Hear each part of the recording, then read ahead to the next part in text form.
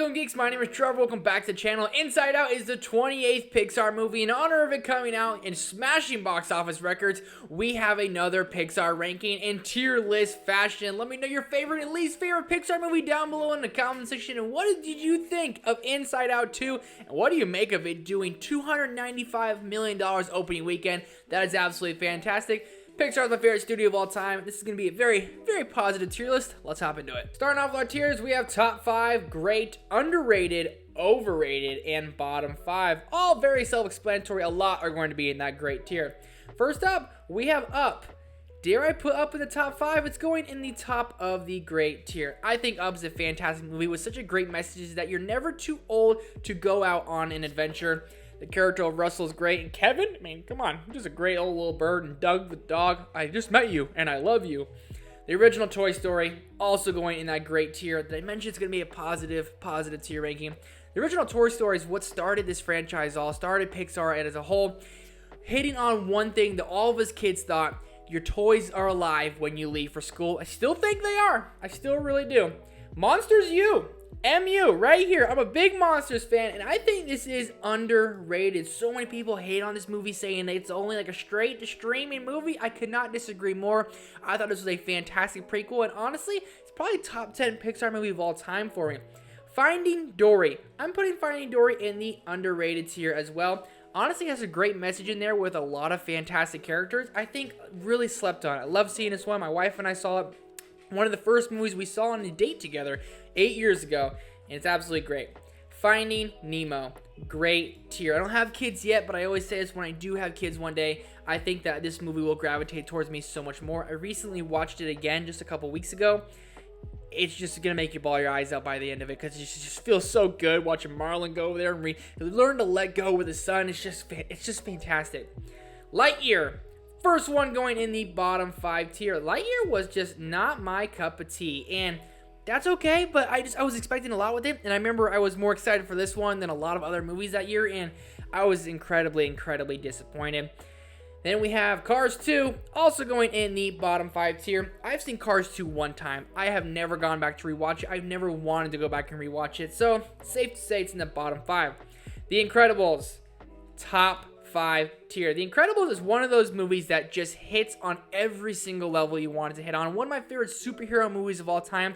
And you get to see Mr. Incredible like go down the road of being the superhero, being the man, then going to basically getting depressed and getting a day job and putting away his dream. Then he gets to kind of come out of that depression, has that Rocky comeback story, and it's just brilliant. It's absolutely brilliant. Brad Bird, a genius of director. Top 5, first one in it. Ratatouille, also in the top 5 tier. Ratatouille is actually my favorite Pixar movie of all time. Anyone can cook. By the end of this movie, you're going to feel inspired, and you're going to want to hop in the kitchen, all right? You're just going to want to. The Good Dinosaur. I'm going to put The Good Dinosaur in bottom 5 as well. I think this movie, honestly, is cute, but it just seems kind of like a ripoff of The Lion King. You see your father pass away right in front of you, get killed right before you. It's brutal. Then you go meet a friend, you go on a soul-searching journey, you come back a better person.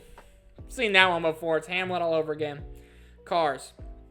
Cars is great, but I'm actually going to put it in the underrated tier. I think people sleep on Cars. I recently rewatched this one about a month ago, and I was like, where have I been? Because Cars is absolutely fantastic, and Lightning McQueen, he goes out there and meets his best buddy Mater, and he gets humbled, and he comes back even better. Absolutely love it. Cars 3. Underrated as well. My wife and I saw this one in theaters too. The passing of the Hudson Hornet.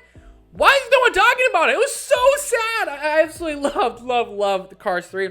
I love the Cars franchise in general. Cars 2 is big miss, but Cars 3 really brought it back.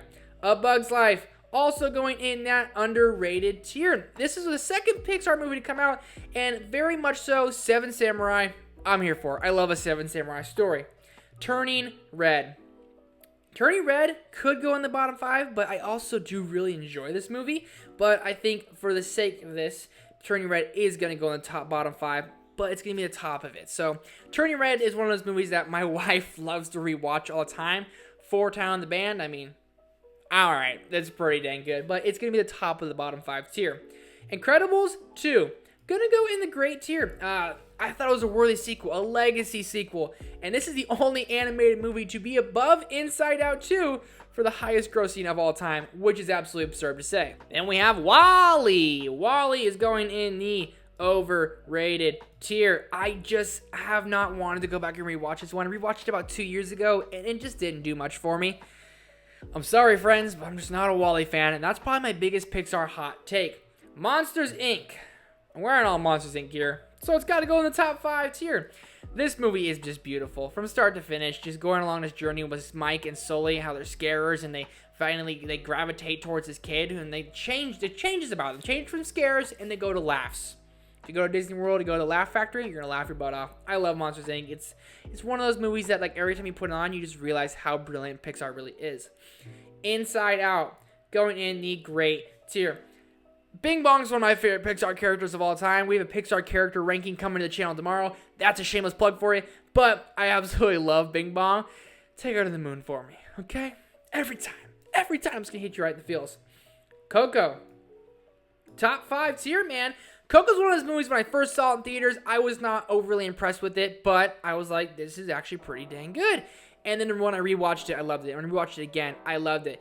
And the music and the Ernesto de la Cruz plot twist, pretty good. Dante the dog, everything about it, and the animation style where they're crossing the bridge, oh, it's brilliant. It's absolutely fantastic. Toy Story 2. This is going to be a little bit of a hot take.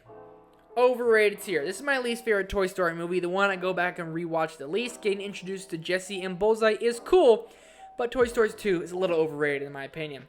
Toy Story 3, the final movie going in the top 5 tier. Toy Story 3 is my second favorite Pixar movie because you get to grow up with Andy and he's going off to college.